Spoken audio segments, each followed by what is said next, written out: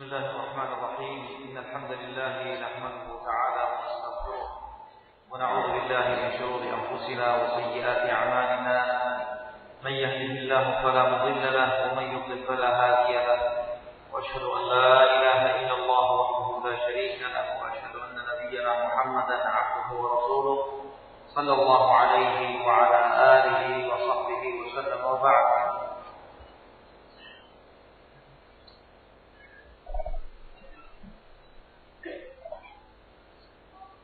فهذه الكلمة التذكيرية والمحاضرة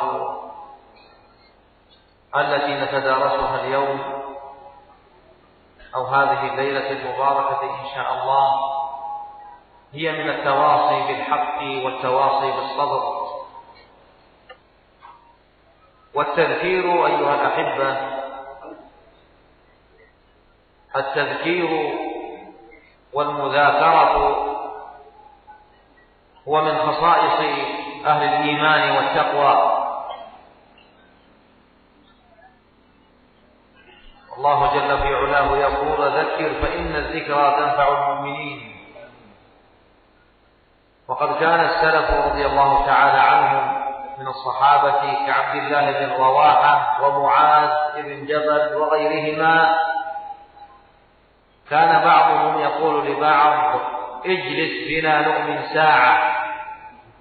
وهذا أيضا ثبت عن غير واحد من الصحابة رضي الله تعالى عنهم، وثبت عن جمع من التابعين. والمعنى أنهم يجلسون فيذكرون الله جل وعلا سويا فيزداد إيمانهم، لأنه من المتقرر عند أهل السنة والجماعة أن الإيمان يزيد بالطاعة وينقص بالمعصية. الإيمان يزيد وينقص، يزيد بطاعة الرحمن وينقص بطاعة الشيطان، يزيد بطاعة الرحمن وينقص بطاعة الشيطان. فهذا التذكير وهذه المذاكرة التي نحن اجتمعنا للتذكير بها من أهم مقومات التواصي بالحق والتواصي بالصبر. قال الله جل وعلا: والعصر إن الإنسان في خسر، كل جنس الإنسان في خسارة إلا الذين آمنوا وعملوا الصالحات وتواصوا بالحق وتواصوا بالصبر. ومعلوم أيها الأحبة أن الله جل في علاه قد أرسل إلينا رسولا ومن علينا بهذه المنة العظمى بإرساله صلى الله عليه وآله وسلم رحمة للعالمين. يقول جل في علاه: وما أرسلناك إلا رحمة للعالمين. فمن أراد النجاة ومن بحث عن النجاة والفلاح والفوز في الدنيا والآخرة فعليه بسلوك سبيل رسول الله صلى الله عليه وآله وسلم.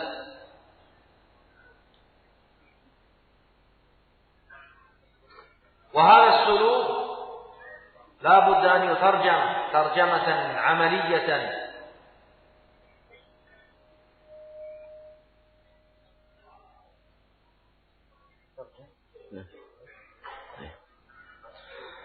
بسم الله الرحمن الرحيم. الحمد لله والصلاة والسلام على رسول الله.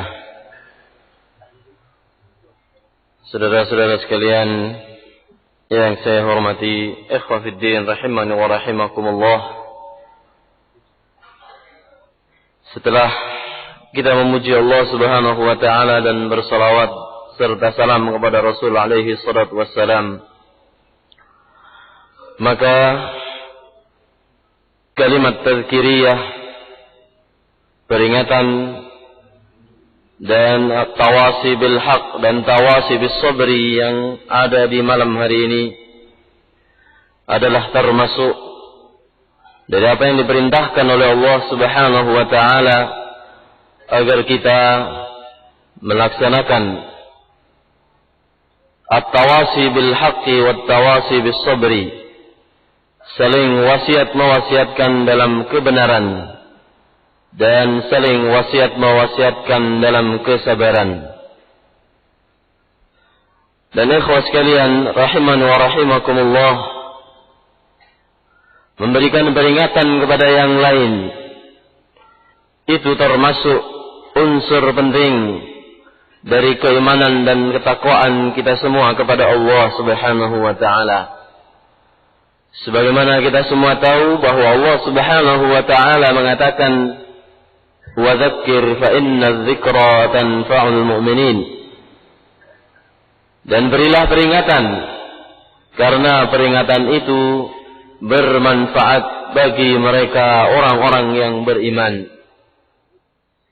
Dan telah diriwayatkan dari sahabat Mu'adz bin Jabal radhiyallahu anhu, juga Abdullah bin Rawahah radhiyallahu ta'ala anhu, bahwa dia mengatakan, "Ijlis bina nu'minu sa'atan."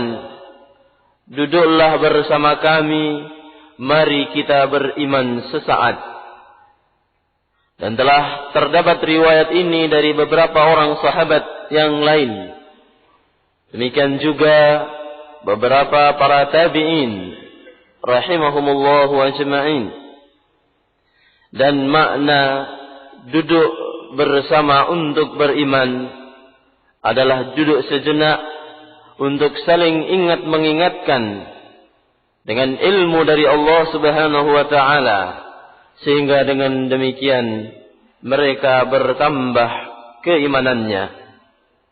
Karena sebagaimana yang sudah maklum dalam kaidah, dalam akidah Ahlus Sunnah wal Jamaah, bahwa keimanan itu bisa bertambah dan bisa berkurang.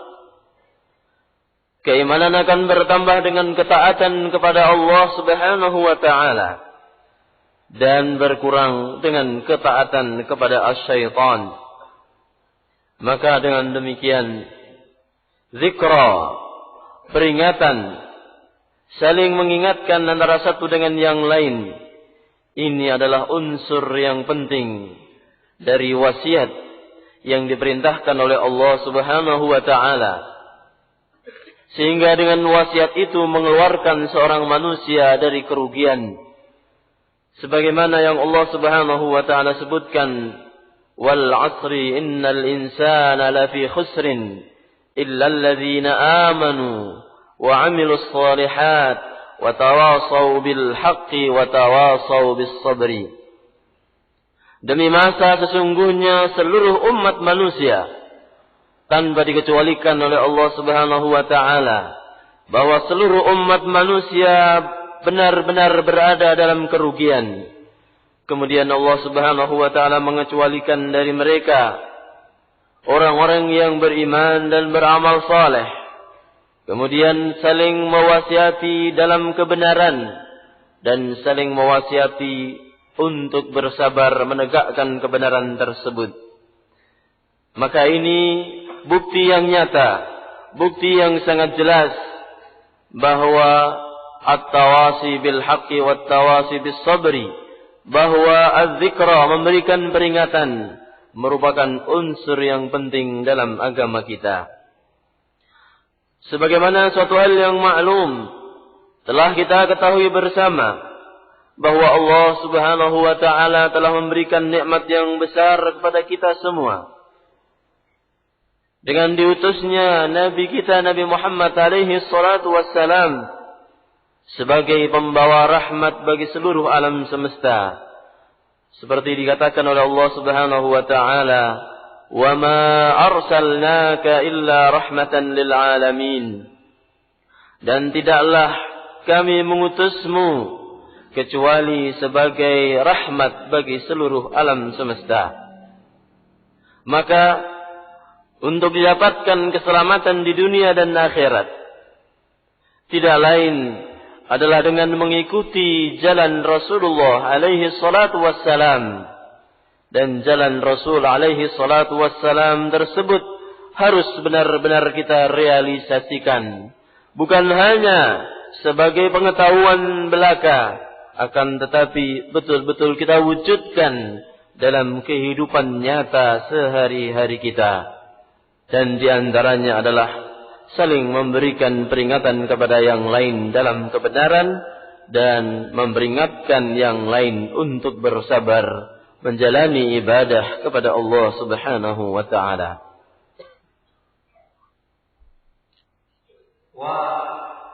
والكلمة التي نقرأ ونتذكرها كما قلت ونتلاقى فيها هي عن أسباب انشراح الصدر. أسباب انشراح الصدر. المتأمل في الحال اليوم حال كثير من الناس يجد ضيقا في الصدر وحرجا في الصدور. ضيق المعيشة أمر وضيق ذات اليد أمر، فإذا انضم إلى هذا وذاك ضيق الدين فهو أشد أنواع الضيق. هذا الضيق وهذا الحرج لانشراح النفس والصدر أسباب. من أتى بهذه الأسباب انشرح صدره وسرت أساريره. قال الله جل وعلا: فمن يرد الله أن يهديه يشرح صدره للإسلام ومن يرد أن يضله يجعل صدره ضيقا حرجا كأنما يصعد في السماء. يقول الإمام عبد الله بن عباس رضي الله تعالى عنه عند هذه الآية: فمن يرد الله أن يهديه يشرح صدره للإسلام، قال: يوسع قلبه للإيمان. يوسع قلبه للإيمان فيزداد انشراحا ورضا بالله جل وعلا. فما هي يا ترى الأسباب التي لو قام بها الإنسان انشرح صدره واستلذ بالنعيم وحصل له المقصود؟ رسول الله صلى الله عليه وآله وسلم ضيق عليه، أوذي، طرد من مكة، آذوه الطائف، فعلوا وفعلوا وفعلوا. كان عليه الصلاة والسلام يقابل ذلك كله بالاستعانة بالله وانشراح الصدر.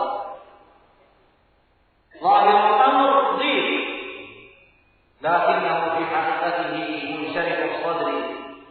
رأى أصحابه يقتلون عليه الصلاة والسلام، قتل جمع منهم ما بين مكة أو في مكة أو في الغزوات، وتقبل ذلك عليه الصلاة والسلام ودعا لهم بالرحمة والمغفرة بانشراح الصدر.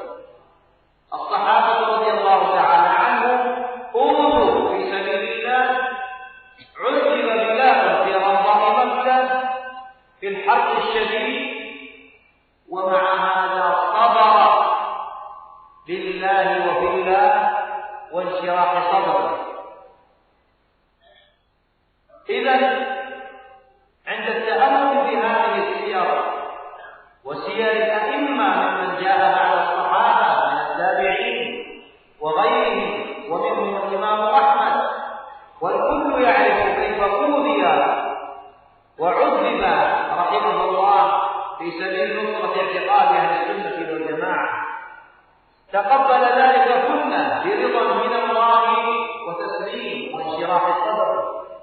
وهذا الإمام ابن تيمية رحمه الله أوذي في سبيل الله وعذب في سبيل الله، ومع هذا تقبل الأمر تسليما واستسلاما وانقيادا مع انشراح صدره.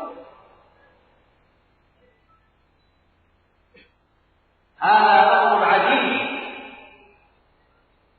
ولا يرتقي إليه كل أحد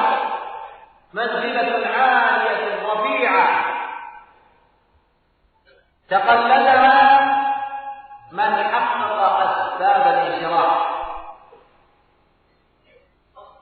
والمتأمل في سير الأئمة وتراجم العلماء يجد عجبا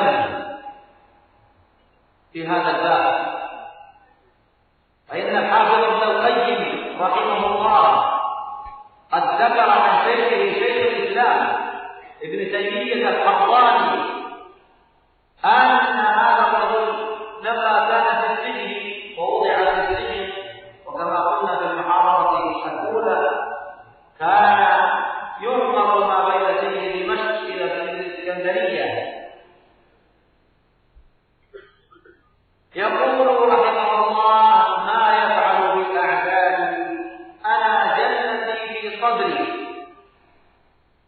جنتي في صدري، قتلي شهادة وإخراجي سياحة. فلما وضع في السجن تذكر قول الله جل وعلا: فضرب بينهم بسور له باب باطنه فيه الرحمة وظاهره من قبله العذاب. يرون أنه علقه بالعذاب بأمره أنه ماذا؟ أنه ينعم.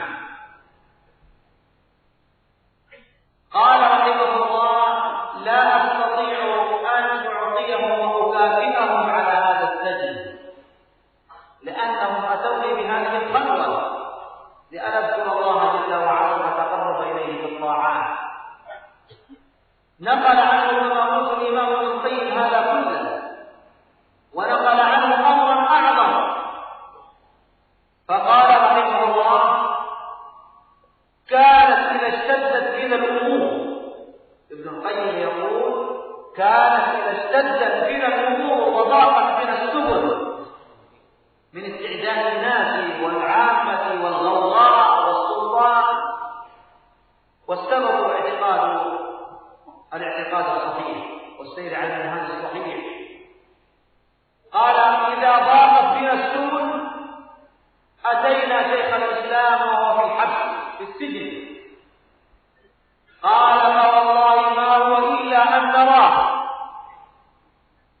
ما هو إلا أن نراه إلا وينزاح عنا ذات الغم والهم، ويرتفع ما نزل بنا. فسبحان الله يقول: من أشهد خلقه جنته قبل لقائه وأعطاهم من ضوئها وريحانها قبل أن يلقوه. هذه سكينة عجيبة، هذه سكينة عجيبة وطمأنينة وانشراح الصدر. فما هي هذه الأسباب التي سلكها هؤلاء الصالحون المصلحون وعلى رأسهم رسول الله صلى الله عليه وآله وسلم؟ ما هي هذه الأسباب التي أوصلتهم إلى هذا الانشراح العظيم؟ هي أسباب عدة نعرفها إن شاء الله. نعم. Dan pembicaraan kita di malam hari ini, ikhwas sekalian rahiman wa rahimakumullah, akan berkisar pada sebab-sebab yang dengannya Allah Subhanahu wa taala akan melapangkan dada kita. Karena secara kenyataan kalau kita perhatikan manusia yang hidup di dunia ini, mereka mengalami sesak dadanya, sempit kehidupannya, sempit jalan di depannya, berbagai macam kesulitan yang dia hadapi menyebabkan dia menjadi orang yang picik, menjadi orang yang sesak dadanya. Lama tidak mendapatkan mata pencaharian menyebabkan sesak dada dia. Kemiskinan yang melanda dia menyebabkan sesak dadanya. Apalagi ketika dia mendapatkan musibah yang lebih besar, yaitu kekurangan dari sisi agama dia, maka itu menjadi penyebab sesaknya dada yang lebih berat. Di sana ada sebab-sebab, cara-cara. Barang siapa yang menempuhnya maka dia akan mendapatkan kelapangan di dadanya, kesejahteraan dalam kehidupannya. Sebagaimana dikatakan oleh Allah Subhanahu wa taala, "Faman yuridillahu an yahdiyahu yashrah sadrahu lil-Islam, wa man yurid an yudillahu yaj'al sadrahu dayyiqan harajan ka'annama yas'adu fis sama'." Maka barang siapa yang Allah Subhanahu wa taala inginkan hidayah untuknya, Allah Subhanahu wa taala akan menjadikan dadanya lapang. Dan siapa yang Allah Subhanahu wa taala kehendaki agar dia menjadi orang yang sesat, maka Allah Subhanahu wa taala akan menjadikan dadanya sempit, sesak, seolah-olah dia naik ke atas. Ibnu Abbas radhiyallahu taala anhuma, Imamul Mufassirin dari kalangan para sahabat, mengatakan dalam tafsir ayat ini bahwa makna melapangkan dadanya adalah bahwa Allah Subhanahu wa taala akan menjadikan pada dadanya keimanan, sehingga dengan keimanan itu semakin lapang dadanya, semakin mudah dia untuk melaksanakan berbagai macam ketaatan kepada Allah Subhanahu wa taala. Maka apakah cara-cara yang menyebabkan lapangnya dada kita? Kalau kita lihat dalam kehidupan di zaman Rasul alaihi salatu wassalam, beliau alaihi salatu wassalam disakiti, diganggu, dicemooh oleh mereka orang-orang kafir. Ketika beliau berdakwah ke Taif, bukannya sambutan penerimaan terhadap dakwah beliau, tapi lemparan batu yang diterimanya.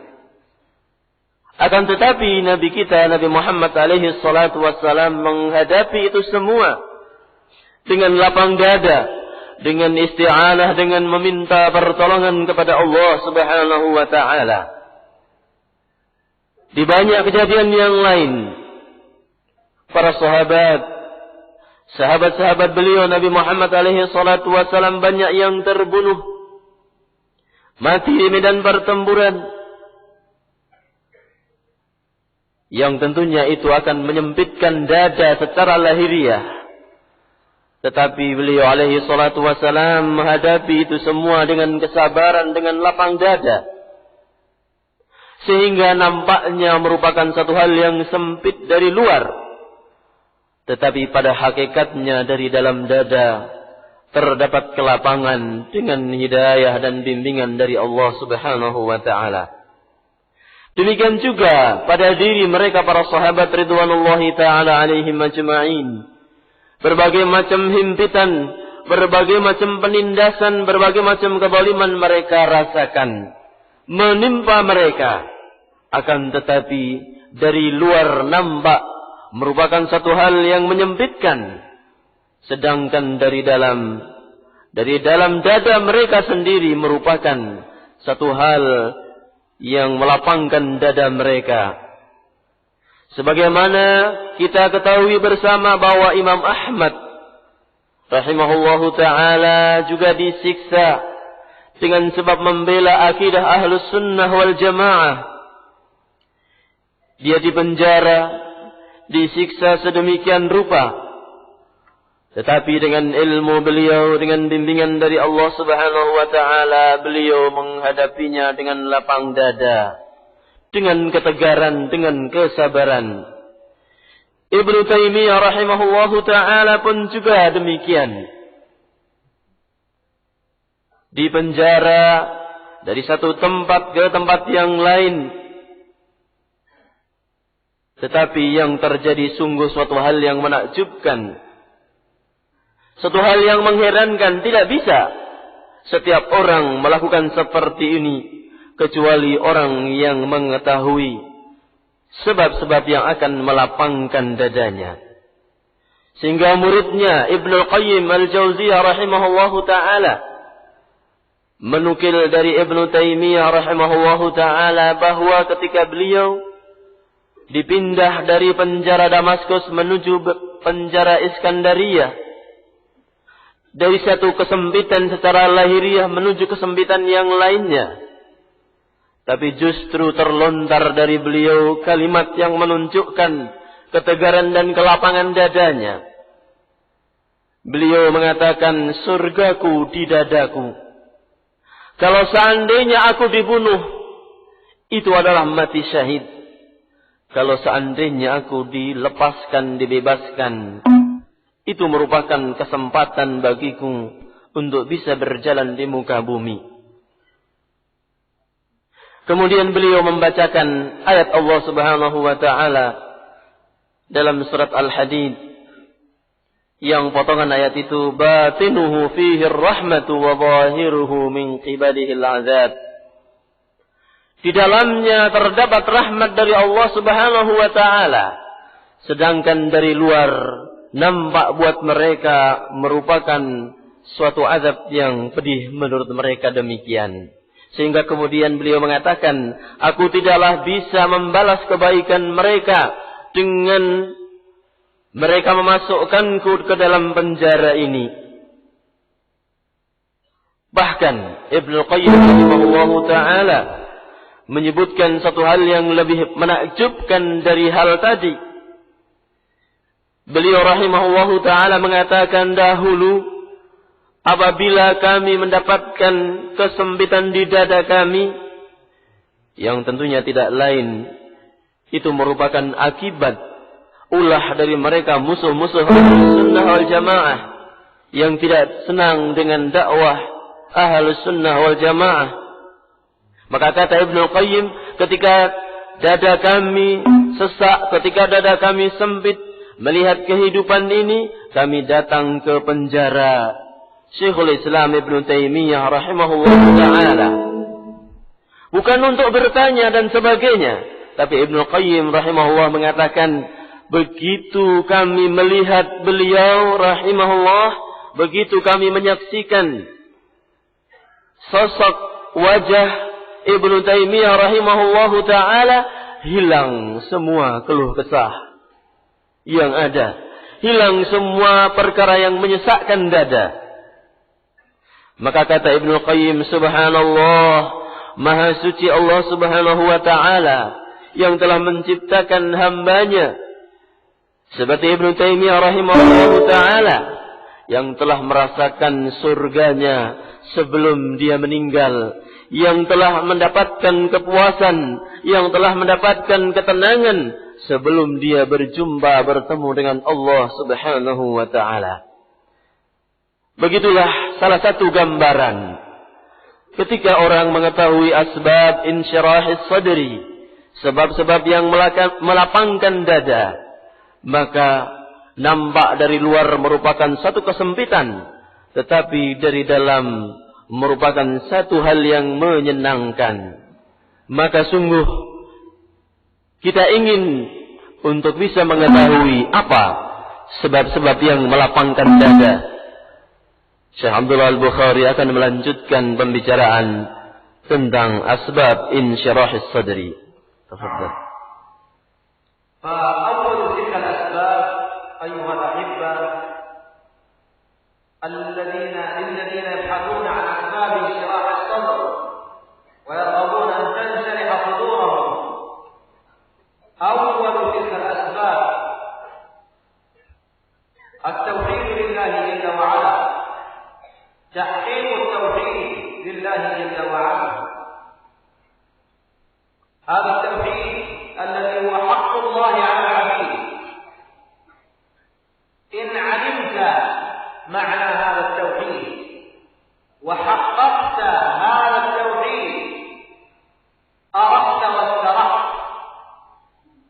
إذا علمت أن الله جل في علاه هو النافع والضار بيده كل شيء يحيي ويميت وهو على كل شيء قدير يعز من يشاء يذل من يشاء يهب الملك لمن يشاء ينزع الملك ممن يشاء وإذا مرضت فهو يشفين انقطع قلبك عن التعلق بغير الله ولم تلجأ إلا لله إذا كان هو النافع جل وعلا وهو الضار وبيده كل شيء وإليه يرجع الأمر كله فلما الالتفات إلى غيره ثق تماما تعلم يقينا أن بتحقيق التوحيد تنقطع جميع العلائق بغيره جل وعلا فأنت إذا اعتقدت هذا الاعتقاد وآمنت بهذا الإيمان ووفقته استرح وانشرح صدره لأن النفع والضر بيده جل وعلا لن تموت نفسك كما قال صلى الله عليه وآله وسلم حتى تستكمل رزقها لن يأخذ زيد ما كتب الله لعمرو أبدا الله جل وعلا يعلم السر وأخفى ما معنى يعلم السر وأخفى أنا أقول لك هذه المعاني حتى تفهم أن في تحقيق التوحيد شفافية وارتفاع بالقلب وخضوع وانكسار وذل ورقة في القلب لله جل وعلا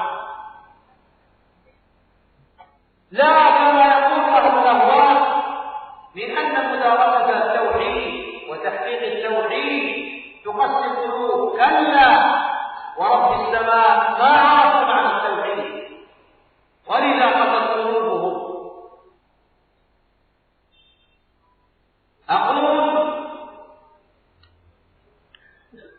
أن في هذا التحقيق انقطاع لجميع العلائق بغير الله جل وعلا تسلم الأمر لله ولن يضر أحد إلا بما كتب الله جل وعلا فالله يعلم السر وأخفى من السر ما معنى يعلم السر وما هو أخفى من السر ما هو الذي أخفى من السر اسمع يقول الإمام ابن القيم في الوابل الصيب أن السر المعني في هذه الآية أنه يعلم السر وأخفى قال السر هو ما حدث المرء به نفسه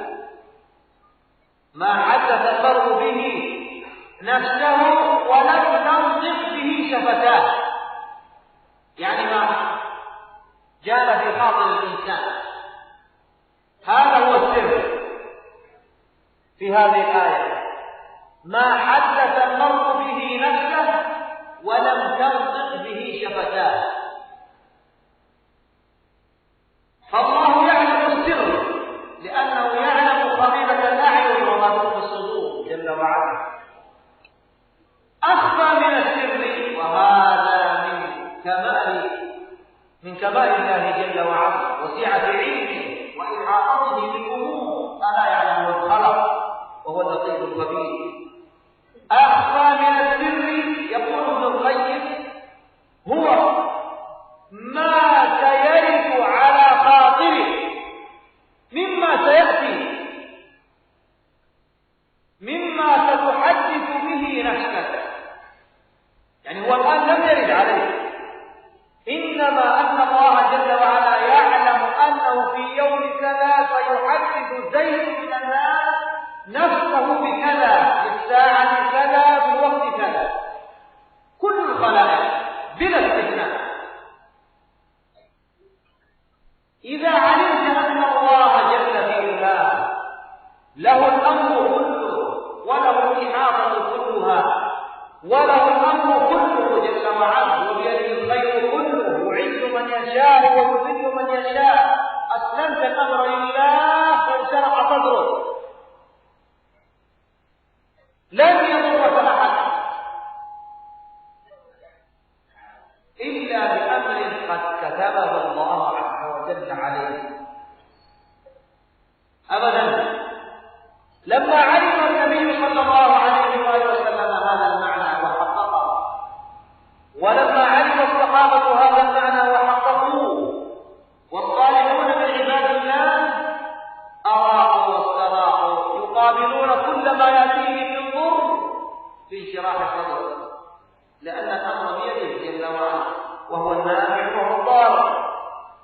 إذا إذا حققت التوحيد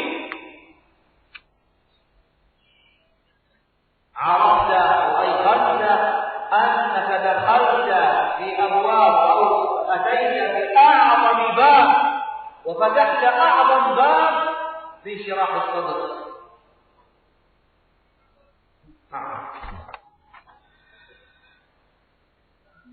Sebab yang pertama yang akan melapangkan dada bagi siapa yang ingin melapangkan dadanya, bagi para pencari obat untuk melapangkan dadanya,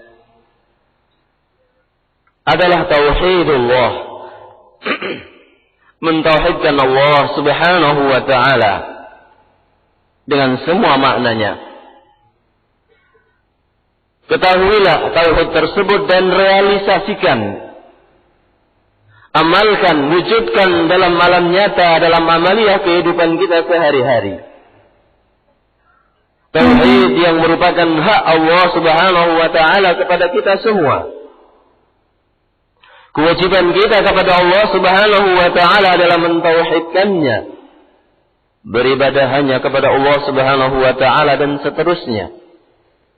Kalau kita mengetahui hal ini dan kita realisasikan, kita amalkan dalam kehidupan kita, maka dada kita akan menjadi tenang. Diri kita akan menjadi senang, kehidupan kita akan menjadi menyenangkan. Apabila kita mengetahui bahwa Allah Subhanahu wa ta'ala adalah an-nafi'ud dhar, zat yang bisa mendatangkan kebaikan kepada kita, zat yang bisa mendatangkan mara bahaya kepada kita. Allah Subhanahu wa ta'ala adalah yang menghidupkan kita. Sebagaimana juga dalam ayat yang lain, wa idza maridtu fahuwa yashfin. Apabila aku sakit, maka dialah Allah Subhanahu wa ta'ala yang akan menyembuhkanku. Allah Subhanahu wa ta'ala memuliakan siapa yang Allah kehendaki. Allah Subhanahu wa ta'ala akan menghinakan siapa yang Allah maukan. Semua perkara kembalinya kepada Allah Subhanahu wa ta'ala. Kalau kita ketahui makna ini semuanya dan kita renungkan, kita camkan, kita masukkan ke dalam hati, maka akan kita putus semua hubungan dengan selain Allah Subhanahu wa ta'ala.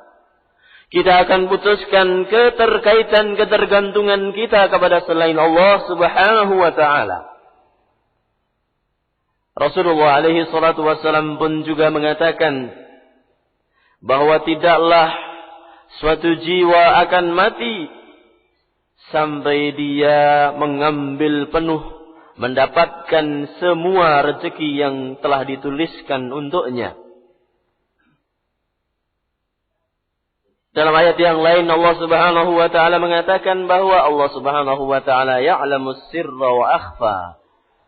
Allah Subhanahu wa ta'ala mengetahui perkara yang tersembunyi dan lebih tersembunyi. Saya akan sebutkan semua makna ini agar kemudian dari situ kita mengetahui bahwa dengan mengetahui tauhid, maka hati kita akan menjadi tenang. Hati kita akan menjadi senang. Kita akan menjadi orang yang berbahagia, hingar-bingar, sejahtera, tentram dalam kehidupan ini semuanya. Tidaklah sebagaimana dikatakan oleh ahlul ahwa, mereka orang-orang yang benci kepada dakwah tauhid, yang mereka mengatakan bahwa mengetahui dan mempelajari tauhid hanya akan mengeraskan hati. Sekali-kali tidak.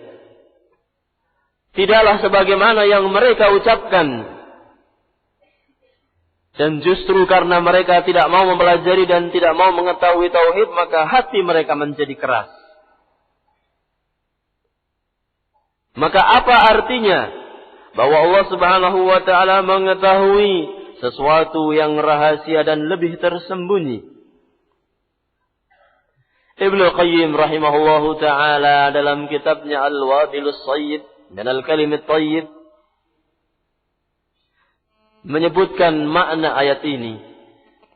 Beliau mengatakan bahwa makna as-sirra adalah apa yang dibicarakan oleh seseorang dalam hatinya dan belum dikeluarkan dalam ucapan lisannya.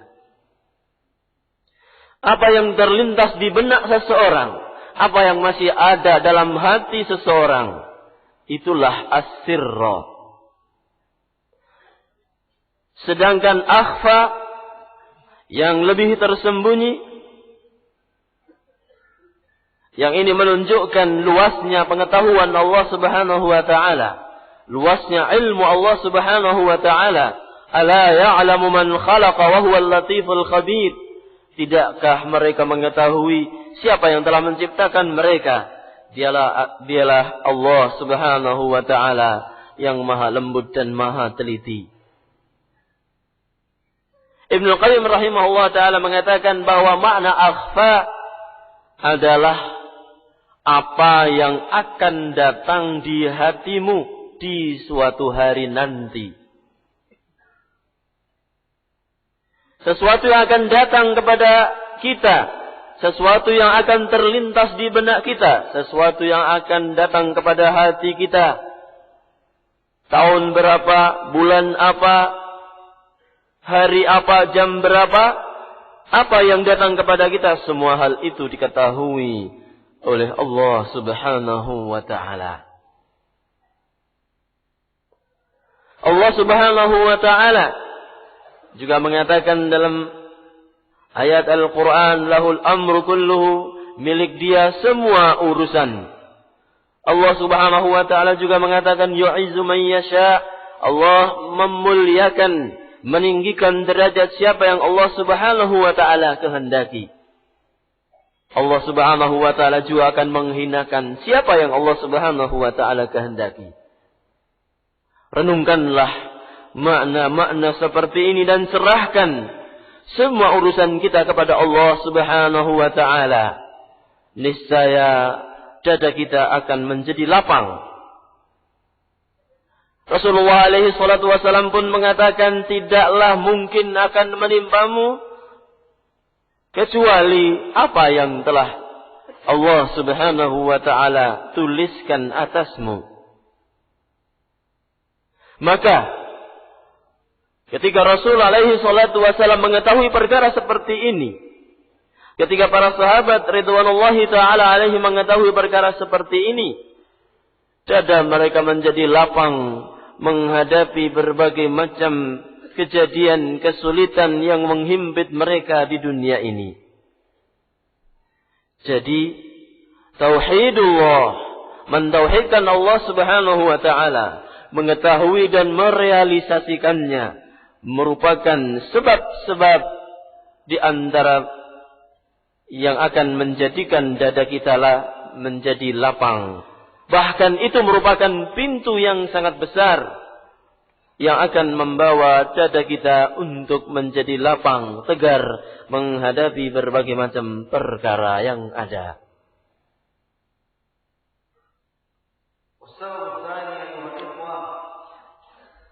من أسباب انشراح الصدر الاتباع وتجريد الاتباع لرسول الله صلى الله عليه وآله وسلم. المؤمن الموحد يعلم ويوقن تمام اليقين وتمام العلم والإيمان أن الخير كل الخير باتباع النبي صلى الله عليه وآله وسلم، لأنه قال الله جل وعلا وإن تطيعوه تهتدوا، وقال أعني رسول الله صلى الله عليه وآله وسلم كل الناس يدخلون الجنة إلا من أبى، قالوا من يأبى يا رسول الله؟ قال من أطاعني دخل الجنة ومن عصاني فقد أبى، كما جاء ذلك في الصحيح. فالمؤمن يعرف ويؤمن كما قلت ويؤمن أن الخير فيما جاء به رسول الله، لأن خير الهدي هدي محمد صلى الله عليه وآله وسلم. فإذا ما تجرد باتباعه لرسول الله صلى الله عليه وآله وسلم وصار على طريقته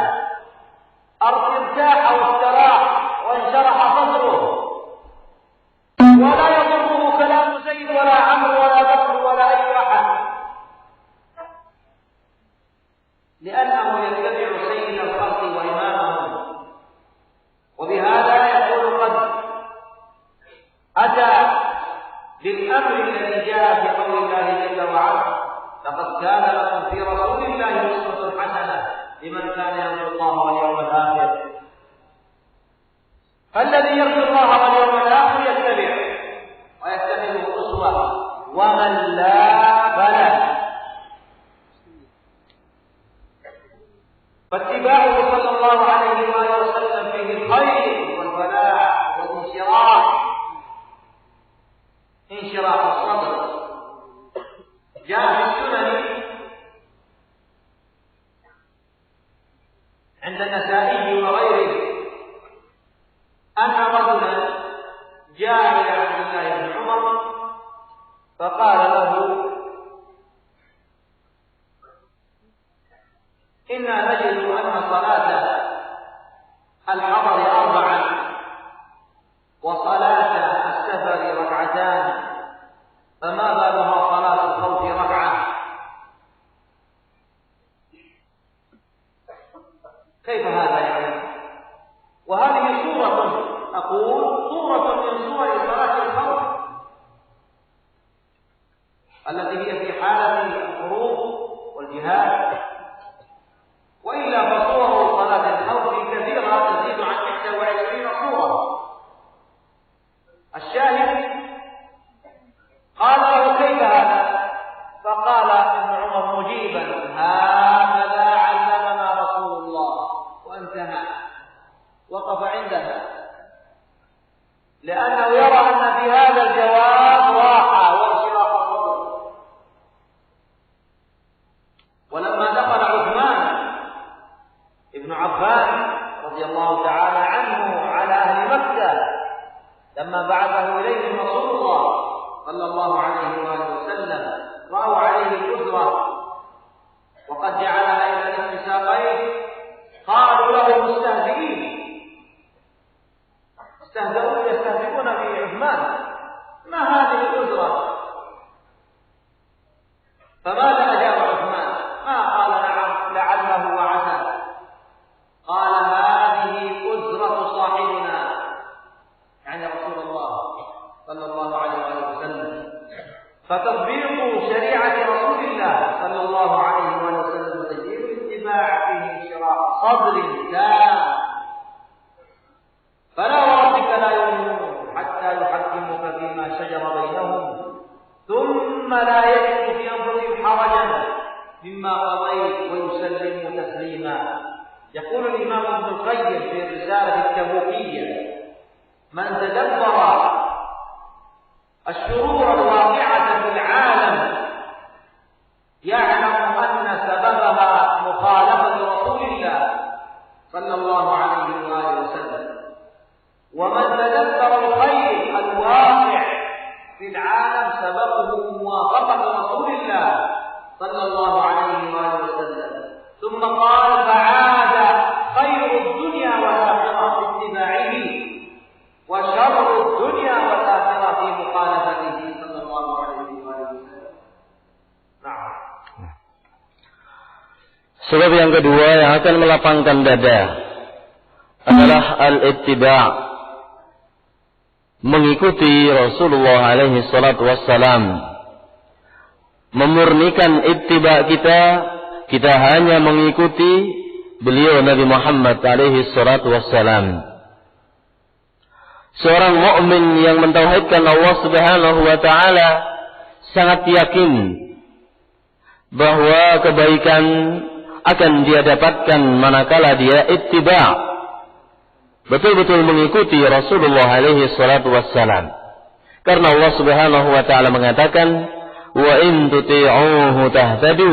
Dan apabila kalian mentaati Rasul alaihi salatu wassalam, maka kalian akan terbimbing. Kalian akan mendapatkan hidayah. Demikian juga Nabi Muhammad alaihi salatu wassalam dalam hadis yang sahih mengatakan, semua manusia akan masuk ke dalam surga kecuali orang yang tidak mau. Maka para sahabat bertanya, siapakah orang yang tidak mau tersebut? Rasulullah alaihi salatu wassalam mengatakan, siapa yang taat kepadaku, maka dia akan masuk ke dalam surga Allah. Dan siapa yang tidak mau taat kepadaku, bermaksiat kepadaku, maka berarti dia tidak mau masuk ke dalam surga Allah Subhanahu wa taala. Juga kita ketahui bersama bahwa dalam khutbatul hajah dikatakan khairul huda Muhammad, sebaik-baik petunjuk adalah petunjuk Nabiullah Muhammad alaihi salatu wassalam. Maka ketika kita berada di atas jalan Rasul alaihi salatu wassalam, dada kita akan menjadi tenang, hati kita akan menjadi tentram. Dan ketika kita memiliki perasaan seperti itu, amalan seperti itu, maka kita tidak akan lagi memperdulikan perkataan orang lain, siapapun dia. Allah Subhanahu wa taala telah mengatakan, "Laqad kana lakum fi Rasulillahi uswatun hasanah liman kana yarjullaha wal yawmal akhir." Sungguh telah ada buat kalian pada diri Rasulullah alaihi salatu wassalam teladan yang baik bagi siapa yang menginginkan kehidupan akhirat, bagi siapa yang menginginkan Allah Subhanahu wa taala dan kehidupan akhirat.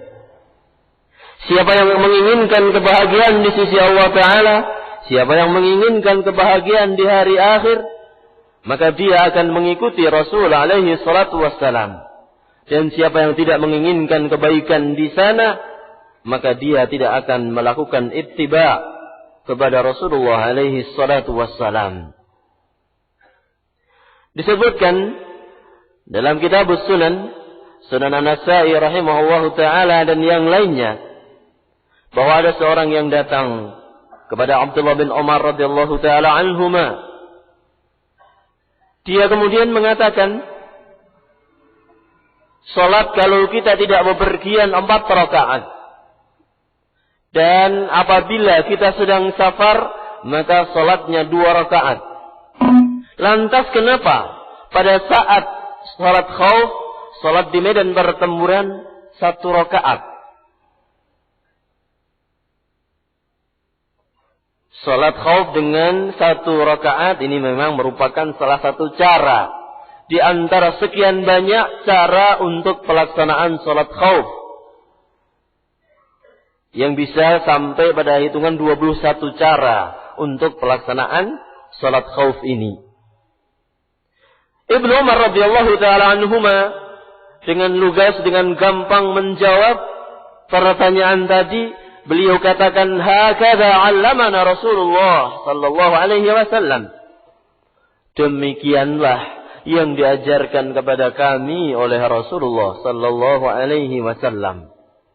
Yang dengan jawaban ini kita menjadi tenang, Ibnu Umar menjadi tenang, tidak bertele-tele, tidak ke sana dan kemari, tidak kemudian dijawab begini karena begini dan begitu. Cukup dengan dikatakan demikianlah yang diajarkan oleh Nabi Muhammad sallallahu alaihi wasallam. Titik, selesai. Ketika Utsman bin Affan radhiyallahu taala anhuma diutus Rasulullah alaihi salatu wassalam menjadi duta beliau untuk berdialog dengan orang-orang Mekah.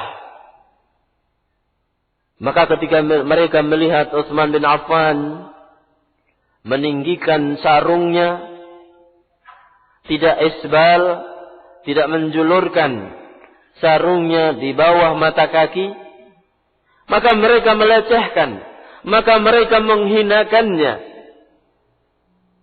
Apa sarung seperti ini? Kenapa kamu mengenakan sarung dengan cara seperti ini? Beliau radhiyallahu ta'ala anhu dengan mudah, dengan enteng menjawab, beginilah memang cara mengenakan sarung yang dilakukan oleh teman kami, yaitu Rasulullah Nabi Muhammad alaihi salatu wassalam. Dengan ittiba, dengan mengikuti sunnah Rasul alaihi salatu wassalam, memang betul, memang benar hati kita akan menjadi tenang. Allah Subhanahu wa ta'ala mengatakan, فَلَا وَرَبِّكَ لَا يُؤْمِنُونَ حَتَّى يُحَكِّمُوكَ فِيمَا شَجَرَ بَيْنَهُمْ ثُمَّ لَا يَجِدُوا فِي أَنفُسِهِمْ حَرَجًا مِمَّا قَضَيْتَ وَيُسَلِّمُوا تَسْلِيمًا. Demi Allah, tidaklah mereka beriman sampai mereka menjadikanmu sebagai hakim dalam perselisihan yang terjadi di antara mereka. Kemudian mereka tidak mendapatkan kesempitan di dada mereka dari apa yang telah engkau putuskan dan menerima dengan sepenuhnya. Ayat ini pun demikian mengisyaratkan kepada kita bahwa dengan ittiba mengikuti Rasulullah alaihi salatu wassalam, maka Allah Subhanahu wa taala akan menghilangkan kesempitan, kesesaan dari dada kita. Ibnu Qayyim rahimahullahu taala dalam kitabnya Risalah Tabukiyah mengatakan, siapa yang memperhatikan kejelekan yang ada di dunia ini, seluruhnya adalah dengan sebab penyimpangan, penyelewengan dari sunnah Rasulullah alaihi salatu wassalam. Dan siapa yang memperhatikan, siapa yang merenungkan kebaikan yang ada di dunia ini, maka sebabnya adalah ittiba, mengikuti Rasulullah alaihi salatu wassalam. Maka semuanya kembali kepada Rasulullah alaihi salatu wassalam. Yang mengikuti beliau maka akan mendapatkan kebaikan, akan menjadi sebab datangnya kebaikan ke dunia ini. Penyimpangan dan penyelewengan terhadap sunnah Rasulullah alaihi salatu wassalam akan mendatangkan kemurkaan Allah, akan mendatangkan kejelekan di muka bumi ini. Maka mari kita ikuti Rasulullah alaihi salatu wassalam, yang dengan demikian Allah Ta'ala akan menganugerahkan kepada kita kelapangan di dada kita.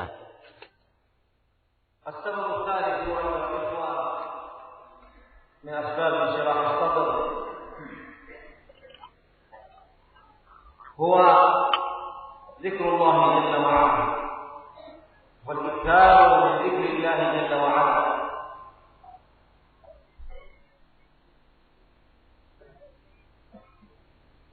نحن هذه يعني مداخلة نرغب بالإكمال، لكن أرى الإرهاق والإعياء على وجوه الإخوان، فقد ترفق نذكر بعضا من الأسباب ونمسك عن أخرى إلى لقاء آخر إن شاء الله. لأن ابن مسعود رضي الله تعالى عنه يقول: حدث الناس ما حدثوك بأبصارهم ومقوك بالأبصار، فإذا رأيت أعينهم تدور فأمسك، لأنه لا يستوعب.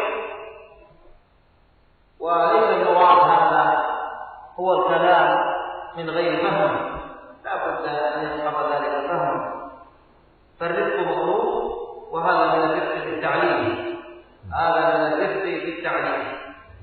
أقول أيها الإخوة من أسباب انشراح الصدر الإكثار من ذكر الله جل وعلا، والله جل في علاه يقول: ألا بذكر الله تطمئن القلوب. وعند النظر والتأمل في سيرة رسول الله صلى الله عليه وآله وسلم وسلف الأمة تجد الواحد منهم لا يكاد يخطر لسانه من ذكر الله. انظروا إلى أذكاره صلى الله عليه وآله وسلم عند دخول الخلاء والخروج منه، وعند النوم، وعند القيام من النوم، وعند اللباس، وعند إلى أمور عديدة كثيرة من أذكاره صلى الله عليه وآله وسلم. والمحافظة على أذكار الصباح والمساء وأذكار الصلوات وغير ذلك كله تعلق بالله جل وعلا وذكر لله. كيف لا ينشرح الصدر وهو متعلق بالله؟ كيف لا يشرح الله صدرا ويوسع قلبه للإيمان وهذا القلب معلق بالله، وهذا اللسان ينهج بذكره جل وعلا؟ كيف لا يشرحه؟ والله جل وعلا حكم قسط عدل كريم جواد يمن على عباده بما شاء. وقال صلى الله عليه وآله وسلم كما في الصحيح عند البخاري: مثل الذي يذكر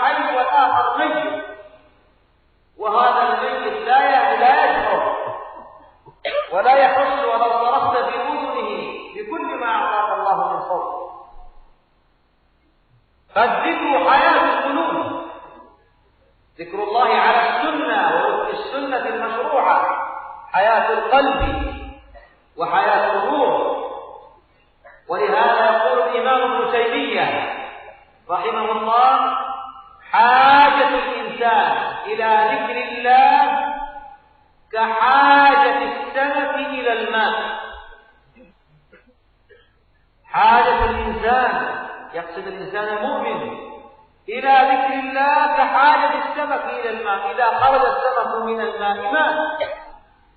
وهكذا إذا خلا القلب وخلا الإنسان وخلت روح الإنسان من الذكر وذكر الله جل وعلا، وخلا كذلك لسانه، مات قلبه وماتت روحه والعياذ بالله. ولهذا كان رحمه الله يعرف قدر هذه النعمة العظيمة، أن الله هداه لهذه الأذكار وكان حريصا عليها. يقول تلميذه ابن القيم: كنت أبحث عن شيخ الإسلام ابن تيمية أحيانا فعقب الفجر، قال: ويمضي وقت من النهار فأذهب وأبحث لا أجده إلا أجده في المسجد،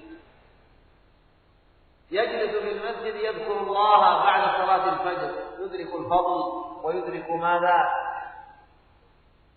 الخير في مثل هذا الوقت من أذكار الصباح وغير ذلك وركعتي الضحى وغيرها من الركعات.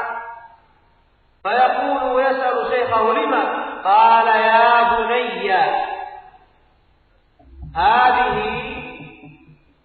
هذا الجلوس غدوتي، يعني هذا طعامي، فإذا لم أتغدى سقطت قواي. يمثل هذا الذكر بأنه قوة وغذاء للبدن، هذا الغذاء الحقيقي. قال: إذا لم أتغدى سقطت قواي، ضعفت. ولا شك أن هذا التأييد الذي أيد الله به شيخ الإسلام وقبله من سلف الأمة العظام ما هو إلا بحرصهم على اتباع رسول الله صلى الله عليه وآله وسلم، ومن ذلك حفاظهم على ذكر الله جل وعلا. جاء رجل إلى رسول الله صلى الله عليه وآله وسلم سأله: دلني على عمل يدخل الجنة ويباعدني من النار.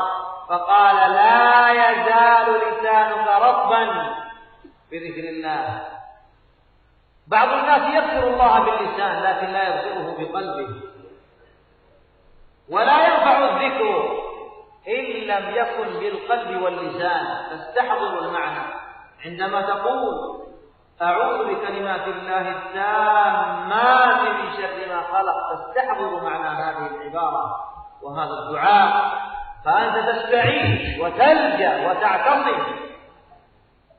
بخالق السماوات والأرض من شر الخبث والخبائث وكل ما تحمل هذه المعنى الكلمة من معاني.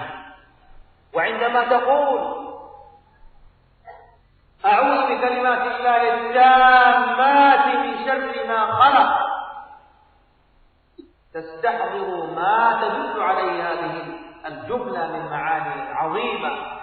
فكل شر خلقه الله في مخلوق أنت تستعيذ بالله جل وعلا منه، تستعيذ بالله من شر ذلك المخلوق، إنسيا كان أو جنيا أو غير ذلك. إذن ينفع الذكر لله جل وعلا إذا كان ذكرا حيا من قلب حي، من قلب حي. والأسباب كما قلت عديدة، ولكن لعلي أقف عند هذا ونكمل إن شاء الله في لقاء آخر إن يسر الله. صلى الله على نبينا محمد وآله وسلم. Baiklah, ikhwas sekalian rahiman wa rahimakumullah, kita lanjutkan pada sebab yang ketiga dari sebab-sebab yang akan melapangkan dada, yaitu berzikir, atau lebih tepatnya memperbanyak zikir kepada Allah Subhanahu wa taala.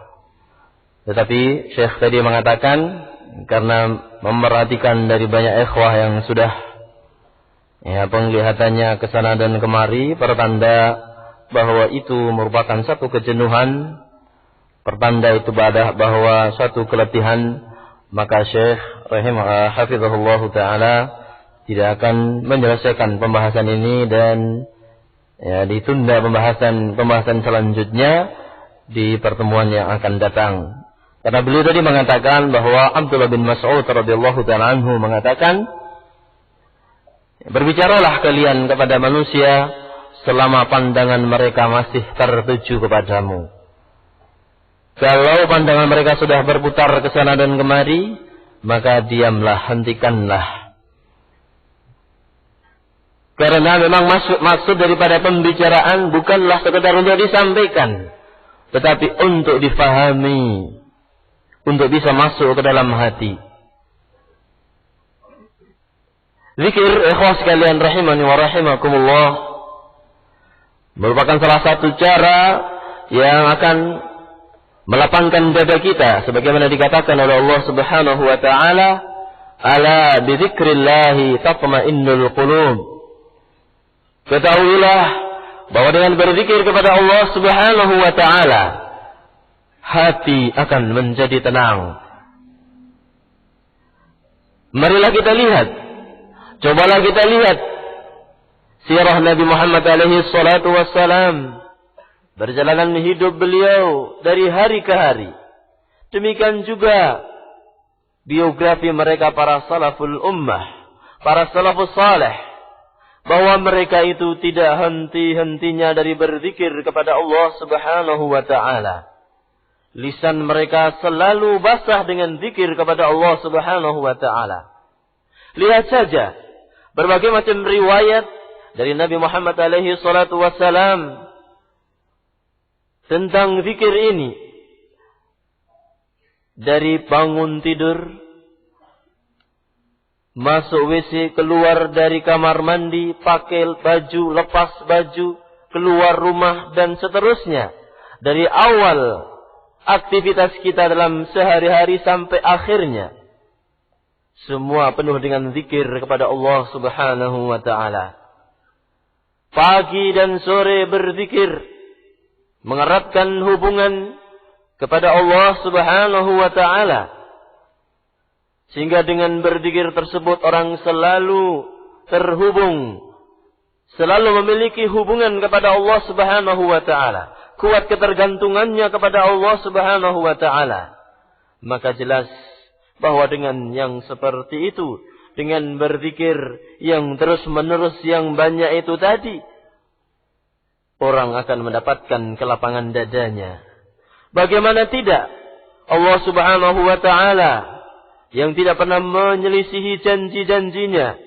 Allah Subhanahu wa ta'ala yang adil, yang kasih sayang kepada hambanya.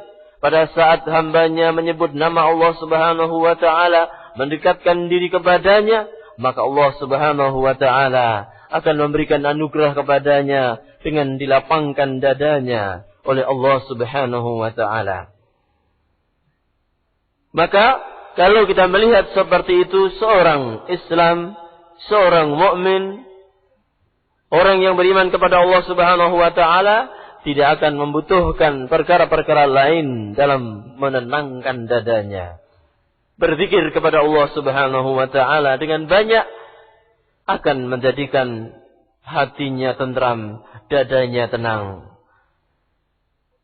Dalam hadis yang diriwayatkan oleh Al-Imam Bukhari, Rasulullah alaihi salatu wassalam mengatakan, perumpamaan orang yang menyebut nama Allah Subhanahu wa ta'ala dengan orang yang tidak berzikir adalah seperti perumpamaan orang yang hidup dengan yang mati. Apakah ada bedanya antara orang hidup dan mati? Jelas ada perbedaannya. Bahkan perbedaannya sangat jauh. Kalau orang yang hidup dia bisa mendengar suara, dia bisa melakukan berbagai macam aktivitas, sedangkan orang yang mati tentunya tidak bisa melakukan hal seperti itu.